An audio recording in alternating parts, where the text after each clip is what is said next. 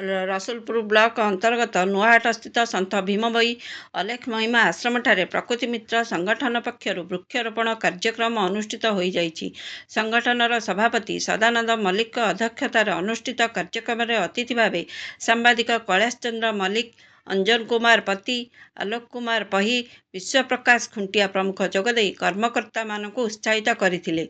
अन्य मानक मध्यरे संगठनर उपसभापति पिनाकी सामल, संपादक बिरजा किंकर राउत, कोषाध्यक्ष उत्तम साहू, प्रकाश दास, सुधांशु शेखर साहू, विजय राउत, रियान खान, अशोक साहू, निहार रंजन मिश्र, अभिमन्यु बारिक, रुद्र किंकर महापात्र, रमेश मल्लिक समेत ग्रामवासी उपस्थित रही वृक्षरोपण कार्य सहायता करथिले।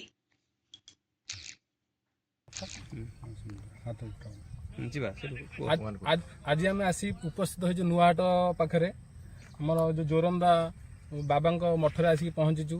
ग्रामवासी सहयोग आम आसिक आज वृक्षरोपण करुचु। कैलाश बाबू नेतृत्व में से आसिक ये सब जगह को देखते बाड़ बुलाइबा भी से लोक कहीकि अलरेडी बाड़ बुले देते। आम केवल आसी आज वृक्षरोपण वृक्षरोपण बर्तमान सुधा 60 गछ हो सारा आहरी अच्छी 20-30 गछ भी आम आज रोपण करूँ। आम सब सांग मान सब सहयोग माने समस्ते बड़ बड़ माने आईटी इंजीनियर अच्छा कि इंजीनियर अच्छा समस्ते समस्त समय बाहर करके मूल्यवान समय बाहर करके आज उपस्थित होती। आम ग्रामवासी वृंदर सहयोग आम सब चलीचु। आपण मानक सब अनुरोध आपण मैंने भी आसी आम सहित सहयोग हाथ बढ़ातु, आम सहित जोड़ी हो रुहतु। आम वृक्षरोपण जो 1 कोटी रही आम वृक्षरोपण सहयोग कले ही पार। जय जय महिमा आश्रम एठी आज वृक्षरोपण है।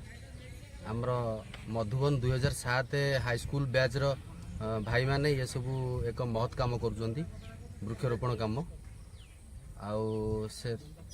द्वारा आसी आज आमर आश्रम गछ लगा होची। प्रकृति मित्र नाम संगठन चलती जो भाई माने ये सब विचारधारा रखिकी विभिन्न जगार गछ कार्यक्रम करुँच। बहुत बहुत धन्यवाद आउ समस्त कर्मकर्ता मान धन्यवाद। एठी आमर नुआहाट ग्राम रे आश्रमटी 2021 मसीह आरंभ है। आश्रम रे समस्त सहयोग रोचे युववर्ग मानकर सहयोग आउ साहाय्य आश्रमटी गढ़ी उठुची। गाँव समस्त लोक माने ज्ञानी लोक माने समस्त साहाय्य सहानुभूति आज आश्रमटी गढ़ी उठुची। जहाँ एत बड़ काम करें आमर आश्रम रे गछ लगा होची से ये संगठन भाई मानक बहुत बहुत धन्यवाद। तेणुक आश्रम केमती आगू को